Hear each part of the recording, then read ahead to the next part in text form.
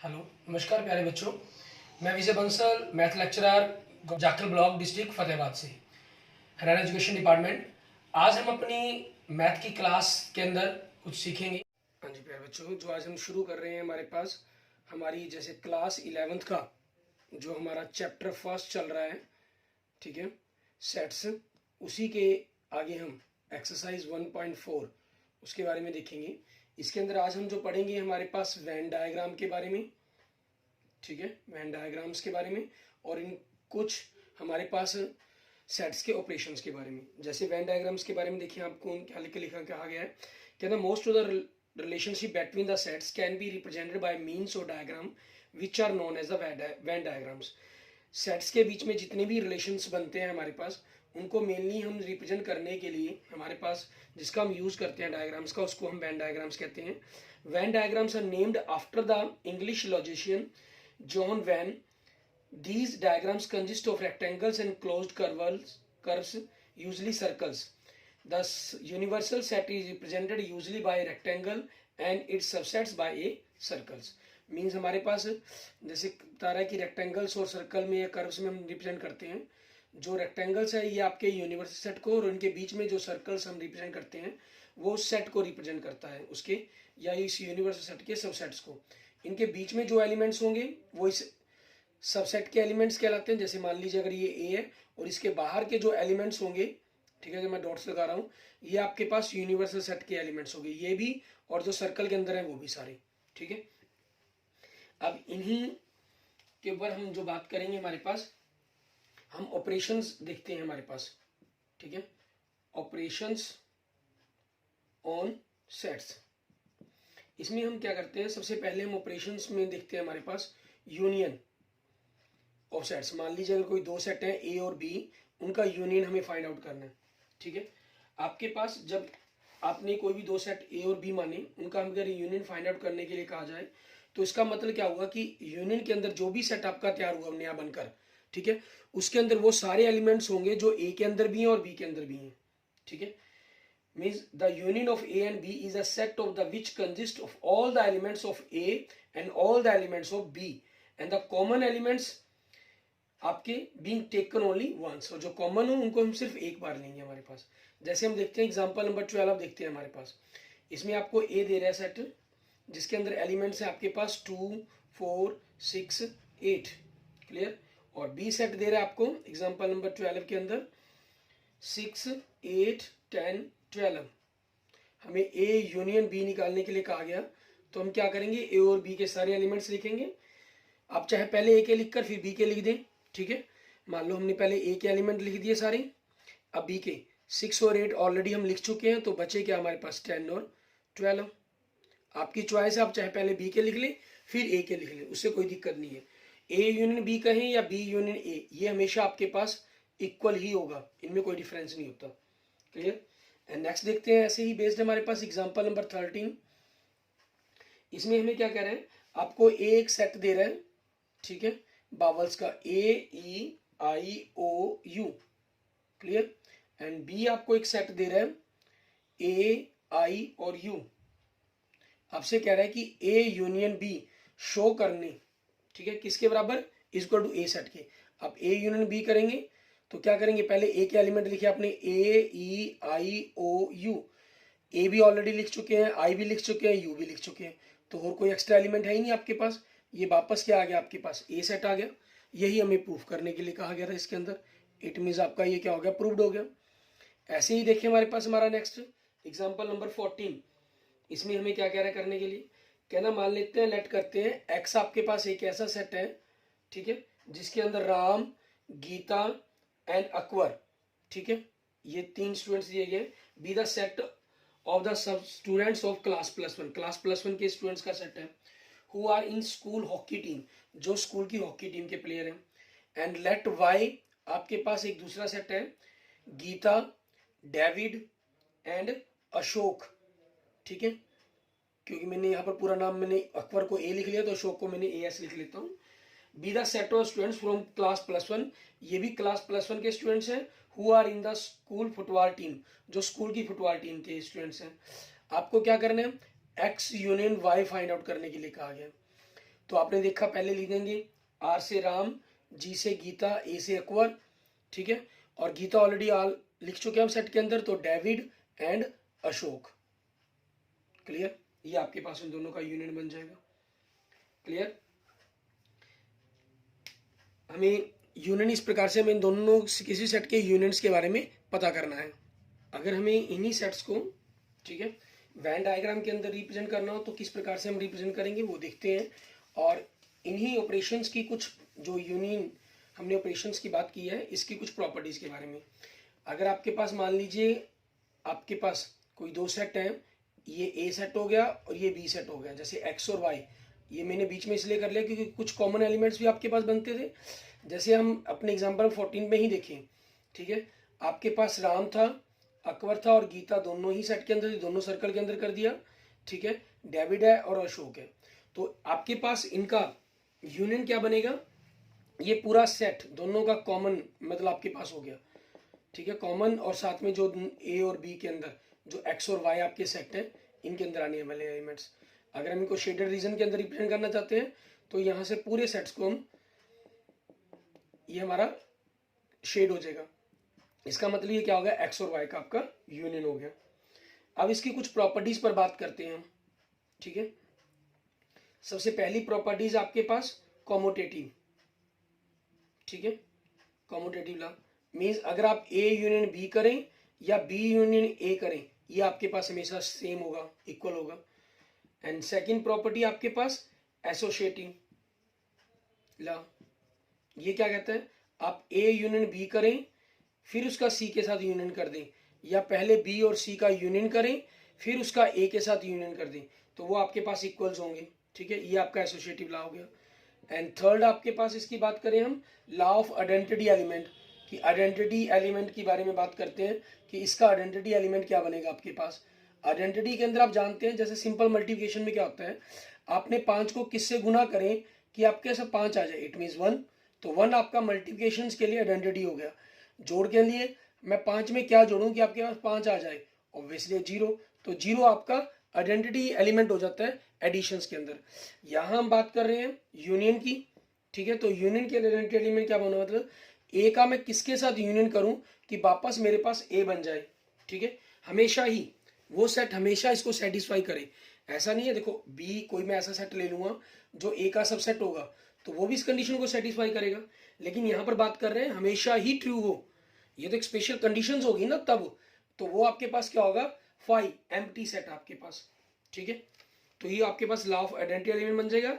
And जो phi आपके पास ये आपका आइडेंटिटी एलिमेंट हो जाएगा, किसका, आइडेंटिटी एलिमेंट ऑफ द, या आइडेंटिटी सेट बन जाएगा आपका ऑफ द यूनियन प्रॉपर्टीज के लिए। एंड नेक्स्ट देखें फोर्थ आपके पास, ठीक है, आइडेंटिपोटेंट लॉ, ये क्या कहता है कि आप किसी सेट का अपने आप से यूनियन करें तो आपको पास वापस वही मिलता है, ठीक है, ये हमारे पास आइडेंटिपोटेंट लॉ बोल कहते हैं इसको हम। एंड फिफ्थ आपके पास लॉ ऑफ यूनिवर्सल या लॉ ऑफ यूनियंस कह लें हम, आप यूनिवर्सल्स करें, सेट का यूनियन करें किसी भी सेट के साथ तो आपको वापस यूनिवर्सल सेट ही मिलेगा। क्लियर, ये हमारे पास हो जाता है। उसके बाद हम बात करते हैं इंटरसेक्शंस की। इंटरसेक्शंस में क्या होता है आपके पास, जैसे हमने यहाँ पर बात की थी, ठीक है, अगर हम इंटरसेक्शंस में बारे बात करें तो आपके पास मान लीजिए ये एक्स सेट है, ये वाई सेट है, एक्स के अंदर आपके पास राम और अकबर था और इसके अंदर डेविड और अशोक था और गीता इसके अंदर कॉमन थी, तो ये कॉमन जो सेट है हमारे पास, ठीक है, ये आपके पास क्या कहलाता है, एक्स और वाई का इंटरसेक्शन, इसको हम क्या कहेंगे, एक्स और वाई का इंटरसेक्शन पोर्शन हो गया आपके पास ये। क्लियर, और इसकी प्रॉपर्टीज के अंदर बात करें, ठीक है, तो इसकी प्रॉपर्टीज में आपके पास इंटरसेक्शन की हम प्रॉपर्टीज पर बात कर लेते हैं। आपकी कम्यूटेटिव लॉ होल्ड करता है ये, इट मीन्स आप ए और बी का यूनियन करें या बी और ए का यूनियन करें सेम होगा, ठीक है। दूसरा ये एसोसिएट लॉ भी होल्ड करता है, ठीक है, मीन्स एसोसिएट भी होता है ये, मीन्स आप ए और बी का इंटरसेक्शन करें फिर सी के साथ इंटरसेक्शन कर दें, या पहले बी और सी का इंटरसेक्शन कर दें फिर उसका ए के साथ इंटरसेक्शन कर दें, तो आपके पास सेम होगा। क्लियर, एंड लॉ ऑफ हमारे पास एम्प्टी सेट ये कहें हम, ठीक है, या यूनियन का, तो हमारे पास जैसे 5वां हमने किया, तो लॉ ऑफ यूनियन का मतलब क्या है कि आपने कोई भी सेट को, ठीक है, हमने यहाँ यूनियन पर बात की थी, यहाँ हम इंटरसेक्शन पर बात कर रहे हैं। आपके पास ये थर्ड लॉ हो गया हमारा, ठीक है, इनके बारे में हम बाद में बात करेंगे। आपके पास आप फाई का ए के साथ इंटरसेक्शन करें, ठीक है, या यूनिवर्सल का ए के साथ इंटरसेक्शन करें, ठीक है, तो law of union and phi दोनों के लिए बात होगी। तो आपके पास ये क्या आएगा, फाई आएगा, और यूनियन के अंदर आपके पास ए आ जाएगा, क्योंकि ए आपके पास यूनिवर्सल का ही क्या होगा, एक सबसेट होगा, ठीक है। एंड फोर्थ आपके पास देखिए हमारा आइडेंटिटी लॉ, ये क्या कहता है, ए और ए का इंटरसेक्शंस करेंगे आप, ठीक है, तो वापस आपको ए मिल जाएगा, तो ये आपके पास आइडेंटिटी लॉ बन जाता है। मीन्स ये आइडेंपोटेंट लॉ क्या कहता है कि आप कोई भी जो ऑपरेशन हम बीच में कर रहे हैं, ऑपरेशन अप्लाई कर रहे हैं, आपके पास सेम पर सेम अप्लाई करें और आपको सेम आंसर मिल जाए। जैसे आप दो के अंदर दो जोड़ेंगे तो आपको चार मिला, गलत हो गया ना, ये नहीं बनेगा। लेकिन अगर आप एक को एक से गुना करते हैं तो एक मिलता है, तो मल्टीप्लिकेशन के लिए आपके पास वन पर ये लागू हो जाता है, ठीक है। ऐसे ही अब हमारे पास क्या है, फिफ्थ, इसके अंदर हम बात जो करेंगे, हमारे पास आइडेंटिटी एलिमेंट इसके अंदर एग्जिस्ट नहीं करता आपका, क्योंकि किसी भी सेट के साथ आपके पास वापस वही का वही रह जाए, सिर्फ ये पॉसिबल किसके अंदर है, साथ क्या भी यूनिवर्सल के साथ है, तो आप यूनिवर्सल सेट को इसका आइडेंटिटी सेट बोल सकते हैं, ठीक है। और फिफ्थ प्रॉपर्टी आपके पास जो इसकी बनती है, डिस्ट्रीब्यूटिव लॉ, डिस्ट्रीब्यूटिव लॉ, ये क्या कहता है आपको, आप ए, ठीक है, और बी का यूनियन करें, फिर सी के साथ इंटरसेक्शन कर दें, या ए और सी का इंटरसेक्शन कर लें, फिर बी और सी का इंटरसेक्शन कर लें, और फिर इनका यूनियन कर दें, तो आपके पास सेम होगा। या दूसरी तरह से भी कह सकते हैं, आप जैसे बी और सी का यूनियन कर लें, मान लीजिए, ठीक है, यूनियन लिख दें, जहां यूनियन है, अगर यूनियन यहाँ है तो बीच में यूनियन लगा दिया, अगर इंटरसेक्शन होता तो इंटरसेक्शन। मीन्स इसको इस प्रकार से हम कर लेते हैं, मान लीजिए ए इंटरसेक्शन बी करें आप, फिर सी के साथ यूनियन कर दें, या ए और सी का यूनियन कर दें, ठीक है, फिर बी और सी का यूनियन कर दें, और जो आया फिर उसका इंटरसेक्शन कर दें, ठीक है, वो आपका इक्वल होगा, तो ये हमारा क्या बन जाएगा, हमारा डिस्ट्रीब्यूटिव लॉ बन जाएगा, ठीक है, उसके बारे में बताएगा हमें। अब इसी पर बेस्ड हम कुछ एग्जांपल्स देखते हैं हमारी, ठीक है, हमारी इंटरसेक्शंस पर। आपके पास यू की शेप में निशान है, ठीक है, तो यूनियन होगा, और उल्टे यू की निशान में तो उसको हम इंटरसेक्शन बोलते हैं। अब जैसे देखें एग्जांपल नंबर 15 आपके पास हमें कह रहा है कि consider sets A and B of example 12, ठीक है, मान लीजिए एग्जांपल नंबर 12 में थे जो आपके पास, एग्जांपल नंबर 12 में क्या थे, 2 4 6 8, ठीक है, ये था, और बी था आपके पास 6 8 10 12। हमें क्या कह रहे हैं, ए और बी का इंटरसेक्शन करें, मीन्स दोनों के अंदर कॉमन एलिमेंट्स कौन से हैं, 6 और 8, ये आपके कॉमन एलिमेंट्स हो गए दोनों के अंदर, क्लियर। एंड एग्जांपल नंबर 16 देखें, इसमें हमें क्या कह रहे हैं, consider the sets X and Y of example number 14। Example number 14 वही आपके पास, ठीक है, जिसके अंदर हमें एक्स क्या दिया गया था, 3 स्टूडेंट्स थे आपके पास, राम, गीता एंड अकबर, ठीक है, जो आपके पास 20 स्टूडेंट्स हो class +1 and who are in school hockey team. And Y के अंदर आपके पास क्या चीज है, Geeta, David and Ashok, who are the students of the class +1, ठीक है, and who are in the school football team, जो स्कूल फुटबॉल टीम के प्लेयर हैं, ठीक है। अब इसमें हमें क्या करना है, एक्स और वाई का इंटरसेक्शन करना है, तो एक्स और वाई का इंटरसेक्शन क्या हो जाएगा, गीता, ठीक है, जो दोनों सेट्स के अंदर है आपके पास, क्लियर। ऐसे ही हम देखते हैं हमारे पास नेक्स्ट एग्जांपल नंबर 17, इसके अंदर हमें क्या कह रहे हैं, हमें कह रहा है कि ए जो आपके पास एक सेट है 1 2 3 4 5 6 7 8 9 10, ये सेट दिया गया आपको, और बी एक सेट दिया गया आपको 2 3 5 7, मीन्स प्राइम नंबर्स लिख दिए गए इसके अंदर से। एक प्रकार से आपको ए एंड बी का इंटरसेक्शन फाइंड आउट करने के लिए कहा गया है, and hence you show that A और बी का जो इंटरसेक्शन है वो बी के इक्वल्स होगा।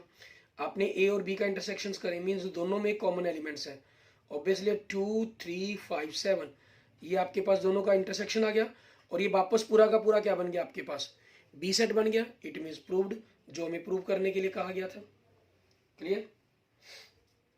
एंड आगे हमने दो ऑपरेशंस पढ़ लिए, एक यूनियन एक इंटरसेक्शन हमारा, ठीक है। और अब तीसरा ऑपरेशन हम इसके अंदर देखेंगे, हमारे पास डिफरेंस ऑफ सेट्स हमारे पास, ठीक है, डिफरेंस ऑफ सेट्स, ठीक है, इसके बारे में देखेंगे हम। अब इसके लिए देखिए हमारे पास कि हमें क्या करना होगा।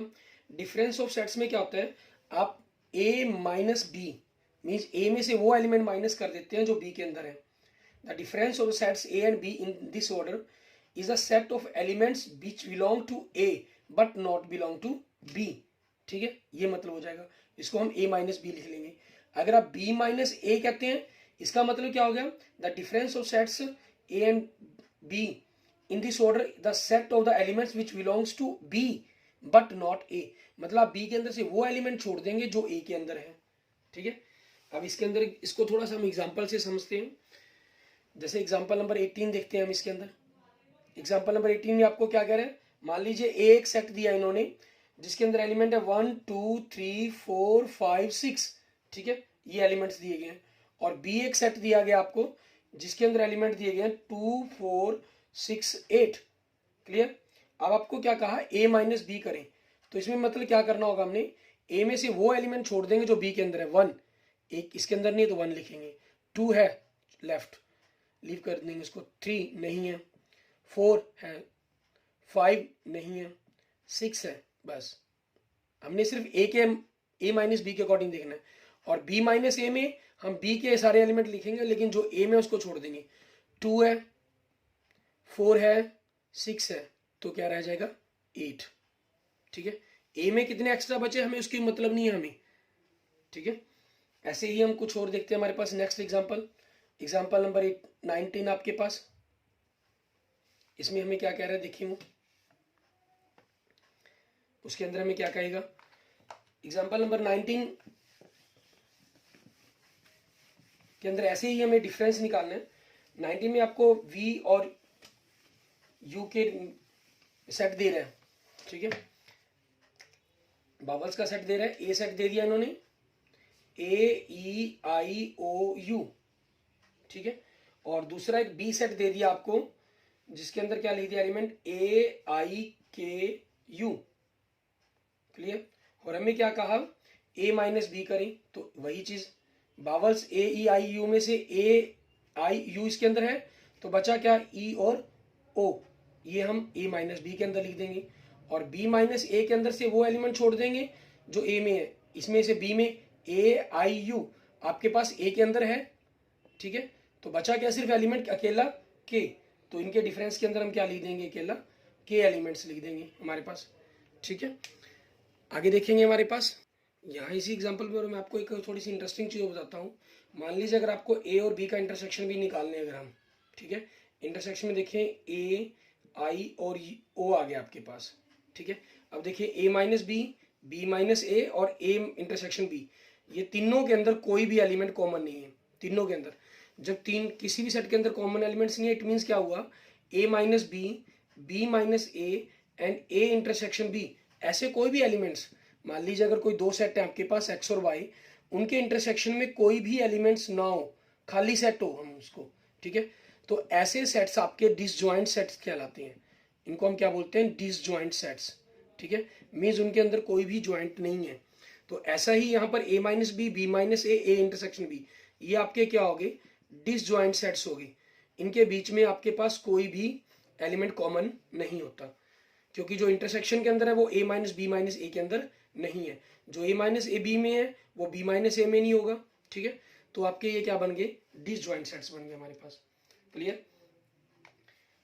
आगे हम देखेंगे हमारे पास, अच्छा यहाँ हम जो हमने पांचवी प्रॉपर्टी पढ़ी थी डिस्ट्रीब्यूटिव लॉ, ठीक है, जो यूनियन और इंटरसेक्शन की मिक्स थी, उसको मैं आपको वेन डायग्राम के अकॉर्डिंग भी थोड़ा सा एक्सप्लेन करता हूँ जो हमने उसके अंदर पढ़ा, ठीक है।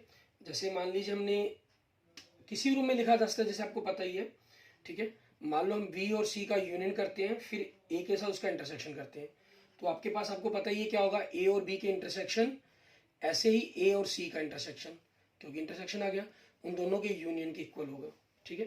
अब इसको हम थोड़ा सा वेन डायग्राम के अकॉर्डिंग देखते हैं।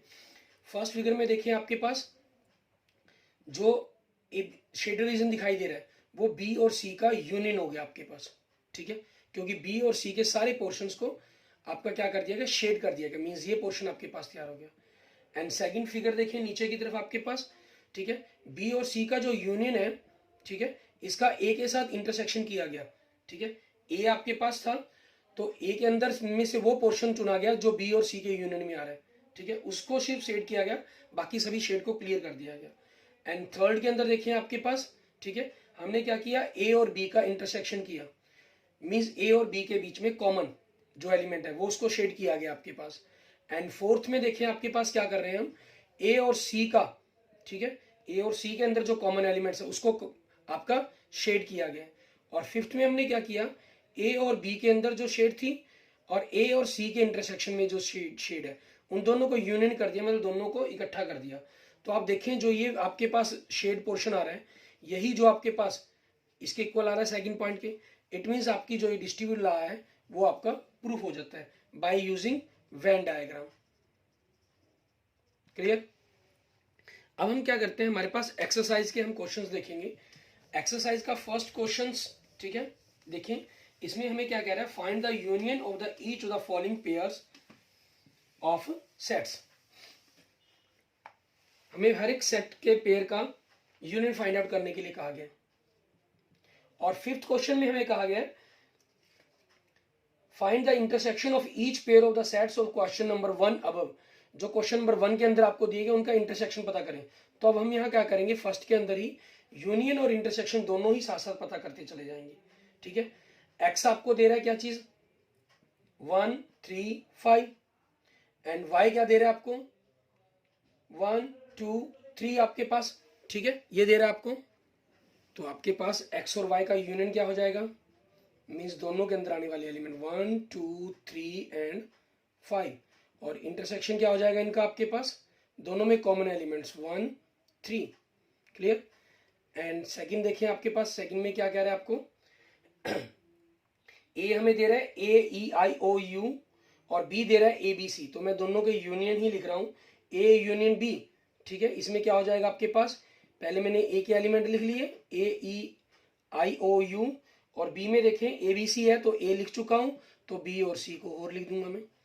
और फिर इनका इंटरसेक्शन देखें, दोनों में कॉमन एलिमेंट्स, कॉमन एलिमेंट्स क्या है, अकेला ए आपके पास कॉमन है। एंड नेक्स्ट देखेंगे थर्ड आपके पास, इसमें क्या कह रहा है, ए आपके पास क्या चीज है, X to x is a natural number and multiple of 3, means 3 के मल्टीपल लेने हैं आप। और बी में हमें क्या दे रहा है, x is a natural number less than 6, इसमें 6 से छोटे नंबर लेने हैं आपको। तो 6 से छोटे में सिर्फ 3 एक ऐसा आता है जो 3 का मल्टीपल होगा, ठीक है। तो हम यहाँ पर अब अगर दोनों का यूनियन करना चाहें, ठीक है, तो हम इस प्रकार से उसको लिख सकते हैं, एक्स टू एक्स, ठीक है, इक्वल टू 1 2 4 5, ये हो गया आपके पास एलिमेंट। और एंड, ठीक है, आपके पास हमारे पास हो जाएंगे और ए मल्टीपल ऑफ, ठीक है, ए मल्टीपल ऑफ 3 आपके पास ऐसे लिख सकते हैं। या फिर इनको 1 2 3 4 5 6 9 12 15 18 21, इस प्रकार से आप इनको रिप्रेजेंट कर सकते हैं, ठीक है। उसमें क्या होगा, फिर आपको ए और बी दोनों अलग से दिखाने होंगे, जरूरी होंगे, ठीक है। ये आपके पास अगर आप सेट बिल्डर फॉर्म में लिख देंगे तो कोई दिक्कत नहीं है, अगर रोस्टर फॉर्म में लिखना चाहते हैं तो इनको रिप्रेजेंट करना होगा 3 6 9 12 15 18 डैश डैश डैश। और बी आपके पास, ठीक है, 6 से छोटे नंबर 1 2 3 4 5, ये आपके पास हो जाएंगी। तो ये आपका ए यूनियन बी बन जाएगा आपके पास। और अब ए इंटरसेक्शन बी के अंदर क्या होगा, वो एलिमेंट आपको क्लियर ही है, अकेला 3 एलिमेंट है जो कॉमन है दोनों के अंदर आपके पास, ठीक है। एंड नेक्स्ट देखेंगे इसका फोर्थ पार्ट। फोर्थ पार्ट के अंदर हमें क्या कह रहा है करने के लिए, हमें कह रहा है A x to x is a natural number, ठीक है, and x is greater than 1 and less than equal than 6, mean जो ए सेट है आपके पास वो 1 से ग्रेटर नंबर कह रहा है, 2 3 4 5 6, ये सेट बन गया आपके पास। एंड बी के अंदर आपको क्या कह रहा है, ये x to x is a natural number and 6 से ग्रेटर देन है, 10 से लेस देन है, मीन 7 8 9, ये नंबर हो जाएगा। तो ए यूनियन बी के अंदर आपके पास क्या एलिमेंट्स हो जाएंगे, ठीक है, वो देखेंगे हम। आपके पास यूनियंस के अंदर एलिमेंट्स क्या हो गए, अगर आप इनको roster form set builder form में लिखना चाहते हैं तो एक्स टू एक्स, आपके पास हो जाएगा, belongs to natural number, and x आपके पास greater than 1 and less than 10, क्योंकि 2 3 4 5 6 7 8 9 ये आपके पास सारे एलिमेंट्स आ गए आपके। क्लियर, ये चीज़ हो जाएगा। और अगर आप रोस्टर फॉर्म में लिखना चाहते हैं इनको, तो कॉमन आप सभी एलिमेंट्स लिख सकते हैं, 2 3 4 5 6 7 8 9 इंडिविजुअल एलिमेंट्स लिख दिए हमने। एंड इंटरसेक्शंस आपके अंदर क्या हो जाएगा, पूरा खाली सेट हो जाएगा, क्योंकि दोनों में कोई कॉमन एलिमेंट्स नहीं है, इट मीन्स 5 बन जाएगा आपके पास। एंड नेक्स्ट देखेंगे फिफ्थ पार्ट, इसके अंदर हमें क्या कह रहा है करने के लिए हमें क्या दे रहा है, ए आपके पास सेट दे रहा है 1 2 3, ठीक है, और हमें जो बी दे रहा है वो 5 दे रहा है। तो ए यूनियन बी क्या हो जाएगा, पहले मैं ए के एलिमेंट्स लिख दूंगा 1 2 3 5, मतलब क्या चीज़ है, ये खाली सेट है आपके पास एक, ठीक है। अब खाली सेट के अंदर और कोई एलिमेंट तो है ही नहीं, तो यही यूनियन हो जाएगा, मीन्स आपके पास ए ही यूनियन हो गया। इंटरसेक्शन मतलब दोनों में कॉमन एलिमेंट क्या हो जाएंगे, खाली सेट ही हो जाएगा, ठीक है। इट मीन्स 5, इट मीन्स आपका बी सेट, ये पूरा का पूरा बी सेट आपके पास आ गया। Clear, okay, thank you friends, thank you students. आज हमने एक्सरसाइज 1.4 के 2 क्वेश्चंस किए, हमारा फर्स्ट और फिफ्थ। हम अपने अगले नेक्स्ट पार्ट के अंदर इनके बाकी क्वेश्चंस करके देखेंगे, ठीक है। और अगर आपको मेरी वीडियो अच्छी लगी तो इसको लाइक करें, अपने दोस्तों मित्रों के साथ इसको जरूर शेयर करें, और किसी भी प्रकार की प्रॉब्लम के लिए आप मुझे कमेंट कर सकते हैं, मुझे मैसेज कर सकते हैं, ठीक है। Okay, thank you friends, thank you students.